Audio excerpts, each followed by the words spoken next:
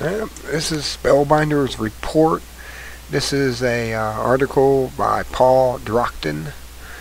He's a very good writer, and this is going to lead into my other two articles that came out on the SPLC, the Southern Property Law Center, which are anti-American because they make a list up every year saying who's anti-government, and they act like that's a bad thing to be anti-government because the government's not following the Constitution anymore. They're not following the will of the people.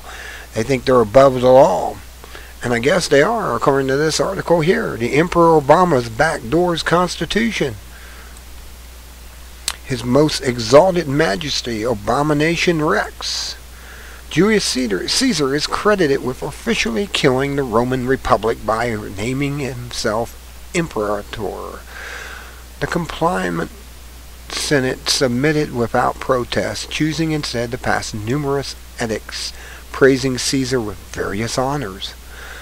As American troops purportedly fight to make the world safe for democracy, America's president has moved us one major step forward towards killing the American Republic. You see, we used to have 3 branches of government in this country, but apparently not anymore, since His Most Exalted Majesty, Abomination Rex, got in. I think it started in Bush's administration anyways, but here we go. Number 1, this is what we had. The legislative branch, Congress, which made laws, approves treaties, and declares war and allocates money. The second branch, the judicial branch, Supreme Court, which settles differences between the states, and judicial review, or the ability to decide whether a law was constitutional or not, emerged as an assumed power under Marbury versus Madison. It went unchallenged by the executive and the legislative branch at the time. Number 3, the executive branch president, which signed bills into law, enforced federal laws, and managed the military. That's what it used to be. All branches were created equal, and the Constitution established both a separation of powers as well as a system of checks and balances to make sure no branch emerged as a dictatorship. The Founding Fathers feared another Julius Caesar. Things have definitely changed. This is how it is now. The legislative branch, Congress, has unlawfully ceded its lawmaking powers to the executive branch, which rules through various bureaucrats called Czars or Caesars, an executive decree. Number 2 part of the branch, the judicial branch, Supreme Court, has refused to defend the Constitution's separation of powers and checks and balances now. They no longer do that. 3, the executive branch, the presidential branch, is now a dictatorship that has been given power by Congress and the Supreme Court to rule by decree. It has been made possible by an educational system controlled by the executive branch that is no longer designed to teach American citizens their role in defending the Republic, Bill of Rights, and the Constitution. Now, just when you thought things couldn't get any worse, they just did. The Obama administration said Wednesday that the defense of the Marriage Act is unconstitutional, and the Justice Department will no longer support it. The Defense of Marriage Act is a federal law defining marriage as a legal union between one man and one woman.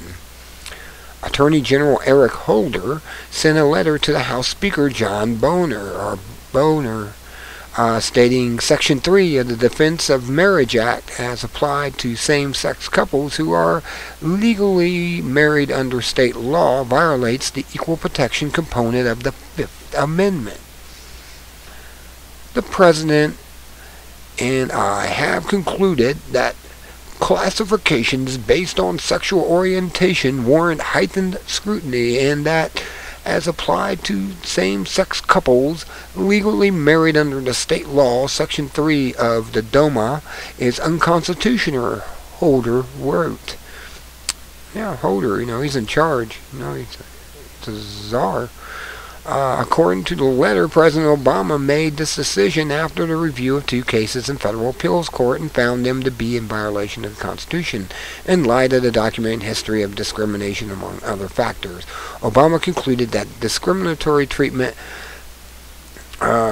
based on sexual orientation should be subject to heightened standards of scrutiny which the Defense of Marriage Act does not meet.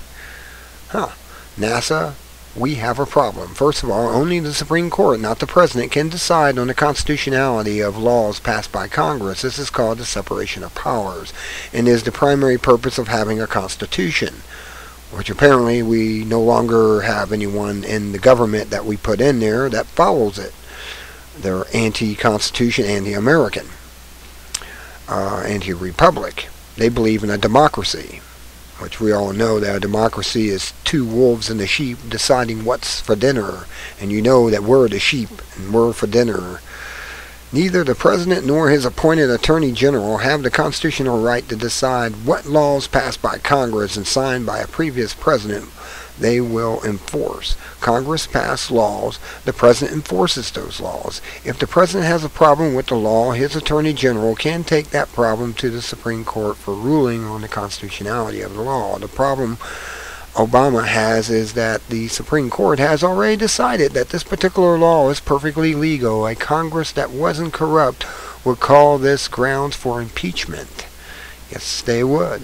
But not in America today, not in the anti-America government. This is what happens when you elect a president that was born and raised in a foreign country without a constitutional tradition. This is also what happens when you let satanic psychopaths transform your republic into a global dictatorship. Freedom of speech and the press is a right because they both protect us from tyranny. Unfortunately, our press is owned by the likes of Mitt Romney and others that seek to increase the power of tyrannies and thieves in the hopes that one day they can wear Caesar's crown. Those that expect Rush Limbaugh, Sean Hannity, Glenn Beck and others, Romney, Clear Channel employees to halt their bosses' mad rush towards global dictatorship don't understand the powers of a regular paycheck, or the Council on Foreign Relations for that matter. Sadly, Obama is nothing more than a fall guy, a puppet on the strings of the Illuminati banksters, a dupe being used to foment racial divisions and hatred in America. Those that pine for his replacement need to start questioning who brought this guy into power in the first place and for what sinister purposes.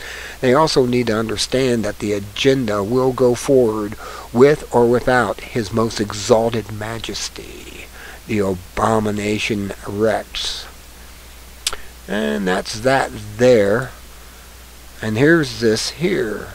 This is the Southern Poverty Law Center and their new little The Year in Hate and Extremism by Mark Potok, which he's a Zionist anti-American. That's all I can say. He's must be a Zionist, and Zionist doesn't mean he's Jew or anything. A Zionist can be a Christian. A Zionist can be a Protestant or a Catholic. You can be a Zionist. Zionist has its own definition. Look it up.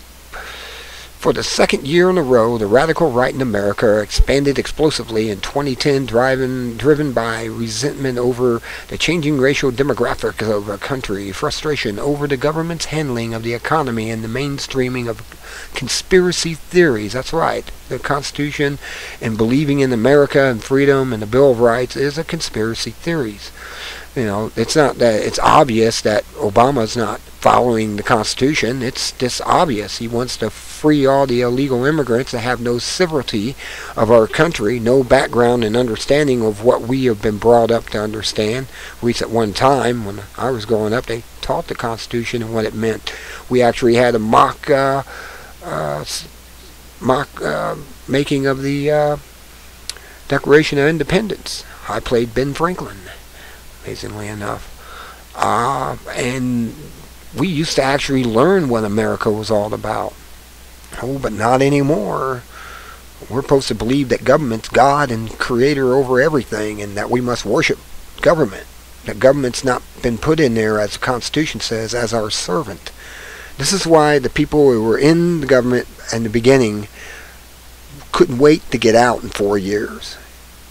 A lot of them got out in 4 years because they wanted to go back to their plantations. They wanted to go back to where they were working, or their farms and everything. They didn't want to make a career out of being in government. Oh, not anymore. Now it's a career opportunity to be Caesar in our government forever. Well, this is what the hate groups, top 1,000 for the Southern Property Law Center, began counting such groups in the 1980s, anti-immigrant vigilant groups, despite having some political way. Here, let me go over here and get this one. This is the one here I wanted to really show. Active Patriot groups in the United States since 2010.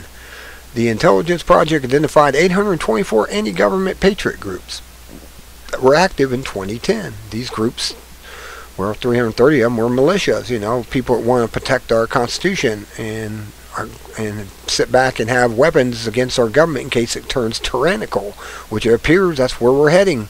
If you see how Obama's become Caesar over our country. Marked with an heuristic and remainder of the citizen group. Generally, Patriot groups define themselves as opposed to the New World Order and engage in groundless conspiracy theorizing or advocates over here. You notice they used that in the last article too. They used the same wording in here. They're trying to push that through your head and make you believe it. That's all conspiracy theories. No, it's conspiracy facts. There's a difference. They are conspiratorial theorizing us, the American people, who all became, when the Patriot Act was passed after 9/11, became terrorists in our own country. 300 million of us now. Well, look at these people. They have chosen to be enemies of our government or hate our government. Of course they do. These parties came up when our government stopped listening to the American people. When the American people were stopped listening to, these grassroots organizations sprung up over the years. Over the last 11 years, they've sprung up. Look, the 2nd Alabama Militia, or you can go down here and start looking at the Constitutional Party. Yes, that's a hate group to our anti-American government. Well, of course. John Birch Society, another constitutional organization. Oath Keepers, these are the guys that say that we are the soldiers, and if they command us to turn our guns on the American citizens, we will refuse. That's all the Oath Keepers are about. But for some reason, they have been demonized and turned into anti-government. Because if the government orders them, they're probably turning on Niedermeyer. If you remember in Animal House, what happened to him? People like him. Well, let's see. We the People again. Alaska. Look, Alaska. I can just go down through here. I'm going to go down the real story, but you'll be able to see Hour of the Time. That's a radio show. Hour of the Time. You've seen the other ones here. We Are Change. Yes, they are demonizing We Are Change because they are actually taking on these elitists that think they own us in our country, and they don't. We own the country. They're just our servants. They just don't get it yet. What other one was in here? There's another one in here. There's several radio programs I've come across in here. Truth Radio. There's another one. Truth Radio. I've listened to that too. These people have nothing to do with doing anything to our government except waking people up so we can stand up and get these people voted out and remove them. I mean, just look at these people they got in here. You'll see John Birch Society in every state. The Southern Property Law Center just hates them. They just can't stand them, or the Oath Keepers, because we're the real backbone behind protection of our country. And they can't stand it because they want us to be a country like in Europe or China. They want us to be like them, you know, with tyrannical dictatorial countries, with people who are rulers, you know, or royal bloods, and we just don't have that in America. We put these people in to serve for 4 years and supposedly get out. We don't usually want to put them in there more than that. Well, I can just keep going down through here, but this is all I have to say for now. I'm going to have to get off of here. I'm running out of time. I got less than 20 seconds, 15 seconds. I'll have a link to both of those articles and the one from Paul Drockton. Until next time, this is Spellbinder's report saying be good at it, and Good day.